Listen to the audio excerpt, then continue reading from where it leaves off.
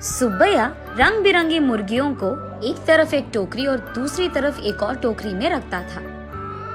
उन मुर्गियों को सारा गांव घुमाकर उन सबको बेचकर पैसे लेकर वो खुशी खुशी घर लौटता है। सुनो करके उसकी पत्नी सुब्बम्मा को पुकारता है सुब्बैया। हाँ जी, आप आ गए, सारे मुर्गियों को बेच दिया आपने, ऐसे कहती है सुब्बम्मा। अरे हाँ हाँ, दुगने दाम को बेच दिया मैंने, ऐसे खुशी में कहता है सुब्बैया। हाँ हाँ, उस मुर्गी को अंडे देने के लिए 2 महीने इंतजार करना पड़ेगा अब। हाँ, बात तो सही है। उन सब मुर्गियों में से एक गुलाब रंग की मुर्गी को अपने हाथ में लेकर, हाँ, ये मुर्गी तो हर 2 महीनों में एक बार ही अंडे देता है, काश ये साल भर हर महीने ऐसे अंडे देता, हम इससे बहुत ज्यादा पैसे कमा लेते। ये कहकर उस मुर्गी को वही जमीन पे छोड़ देता है सुब्बैया। चलो छोड़ो जी, इसी मुर्गे के वजह से तो हम कुछ तो भी कमा पा रहे हैं, अब उसी से काम चलाना होगा। अब चलो, खाने का वक्त हो गया, खाने आ जाइए आप। उस रात के 12 बजने के बाद सुब्बैया धीरे से नींद में जागकर अपनी आंखें खोलता है। उसके बगल में मौजूद सुब्बम्मा गहरी नींद में थी। इसी को मौका मानकर सुब्बैया धीरे से एक चाकू को लेकर बाहर जाता है। बाहर टोकरी के नीचे मौजूद उस गुलाब रंग की मुर्गी को वो बाहर निकालता है और उस मुर्गी से सुब्बैया ऐसे बात करता है। हर महीना अगर तू अंडा देगी तो तेरा कुछ जाएगा क्या?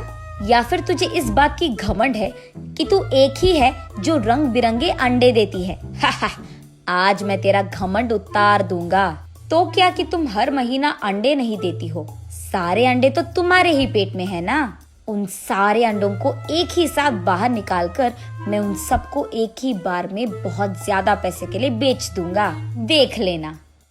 ऐसे कहकर जोर से हंसकर उसके चाकू से उस गुलाब रंग की मुर्गी को मार देता है सुब्बैया। लेकिन उसके पेट में देखने पर उसे एक भी अंडा नजर नहीं आता है। हाय भगवान, ऐसे सोचते ही रहता है कि इतने देर में सुब्बम्मा नींद से जाग उठती है।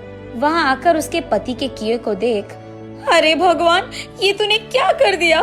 मैंने सोचा कि सबकी तरह तुम मूर्ख नहीं हो, पर तू तो वही निकला।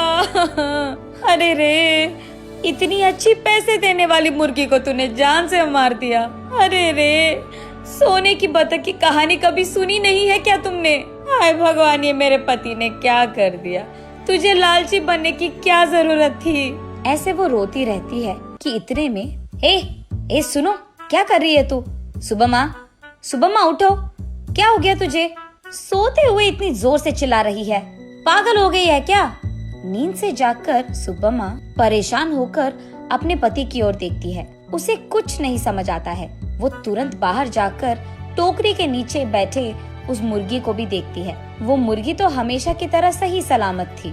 ये देख सुब्बम्मा अंदर आकर, ओह, ये सब सपना था, मैंने तो सच सोच लिया था इसे, ऐसे कहती है सुब्बैया से।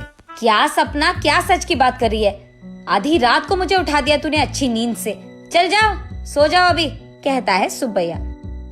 अरे जाइए ना आप भी, मुझे तो बुरा सपना आया कि आपने उस मुर्गी को जान से मार दिया, क्योंकि आप लालची बनकर उसके पेट में मौजूद अंडों को निकालना चाहते हैं। मैं कितनी घबरा गई पता है आपको? मुझे क्या पता था कि वो सपना है, मैंने तो आपको बहुत डांट लिया, ऐसे कहती है। हाँ हाँ, ठीक है। वैसे मैं उस मुर्गी को क्यों मार डालूंगा, मैं क्या पागल हूँ? वैसे मुझे तो हमारा अतीत बहुत अच्छी तरह से याद है। आज अगर हमें चैन की नींद मिल रही है तो वो उस गुलाब रंग की मुर्गी के वजह से ही है, उसको मैं क्यों मार डालूंगा? चलो सो जाओ अभी, तुम और तुम्हारे सपने। ऐसे कहकर सुब्बैया सो जाता है। लेकिन सुब्बम्मा वही बैठकर अतीत में चले जाती है। एक समय में सुब्बम्मा और सुब्बैया दोनों मुर्गियों का व्यापार करते थे। सुब्बम्मा कुछ मुर्गियों को अपने घर के पास ही रखती थी। उनको खाना देना, उनके अंडों को इकट्ठा करना और उन अंडों को अगल बगल वालों में बेच देना, बड़े हुए मुर्गियों को बिकाव के लिए रख देना और उन मुर्गियों को सुब्बैया का इधर उधर जाकर बेच देना, यही होता था। लेकिन मुर्गियां हर रोज नहीं बिकती थी, कभी कभार तो 10-15 दिनों में एक ही मुर्गी बिकता था। इसी कारण सारा गांव घूम घूम कर थक कर घर आता था सुब्बैया। कभी कभार तो उन मुर्गियों को दाना डालने के लिए भी सुब्बैया और सुब्बम्मा के पास पैसे नहीं थे। तब एक दिन सारा दिन घूमकर थके हारे सुब्बैया उसके घर लौटता है। घर आकर वो बरामदे में बैठता है और उसके बगल में सुब्बम्मा खड़ी रहती है। क्या आज भी एक भी मुर्गी नहीं बिकी? वो ऐसे पूछ ही रही थी कि वहाँ एक साधु आता है। माता, खाने के लिए कुछ दे दो, ऐसे पूछता है। थका हुआ सुब्बैया, ए साधु, हमारे पास ही खाने के लिए कुछ नहीं है, अब तुम्हें क्या दे? अगर चाहिए तुम्हें तो हमारे पास बहुत सारे मुर्गियां हैं, एक लेकर जाओ, ऐसे कहता है। तब साधु छोटा सा हंसी एक देकर, मुर्गी का मैं क्या करूँगा बेटा, मैं मांस नहीं खाता हूँ, मेरे पास ही एक मुर्गी है, इसको तुम ही पालो, ये लो।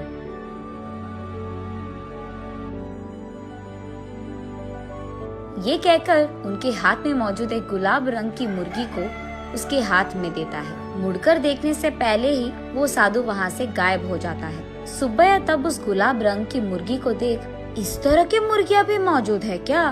अगर इसी रंग के मुर्गियाँ हमारे पास होंगे तो हम उन्हें दुगने दाम में बेच पाएंगे, ऐसे कहता है सुब्बम्मा को देखते हुए। हाँ चलो ठीक है, अब हमें इस प्रकार के मुर्गी कहाँ मिलेगा? वो साधु मांसाहारी नहीं था इसीलिए दिया उसने, वरना इस रंग की मुर्गी हमारे पास कहाँ से आता? ये कहकर उस मुर्गी को वही एक टोकरी में डालकर वहाँ से चले जाते हैं। अगले दिन देखने पर वो मुर्गी अंडे देता है। ये देख वो दोनों उन सारे अंडों को एक जगह इकट्ठा करके रखते हैं। कुछ दिन बाद उन अंडों से बाहर आए मुर्गियों को देख सुब्बम्मा आश्चर्यचकित हो जाती है। अरे सुनो, इधर आइए आप, सुनते हो? अरे कहाँ हो आप? इधर आइए जल्दी, ऐसे वो अपने पति को पुकारती रहती है। अरे क्या हो गया? ऐसे चिल्ला रही है जैसे कोई मर गया, क्या हो गया? उसके ऐसे कहने पर सुब्बम्मा उसे रंग बिरंगी अंडों को दिखाकर ऐसे कहती है, अरे देखिए ना, उस साधु ने जो मुर्गी हमको दिया है उसके अंडों से रंग बिरंगी मुर्गियाँ आई है। ये कहकर सुब्बम्मा उन मुर्गियों को सुब्बैया को दिखाती है। चलो अच्छा ही हुआ, भगवान की कृपा हो या साधु की, हमारे लिए तो ये भला ही है। चलो हमारी मुश्किलें तो खत्म हो गई। आज ही मैं इन सारे मुर्गियों को बाजार में दुगने दाम पर बेचकर उन पैसों के साथ घर लौटूंगा। सुब्बैया जो रंग बिरंगे मुर्गियों को लाता है वहाँ के गांव वाले कभी नहीं देखे थे। इसी कारण गांव वाले सारे बहुत उत्साह से हमें चाहिए तो हमें चाहिए ऐसे एक दूसरे में बहस करते हुए सुब्बैया के पास जाते हैं।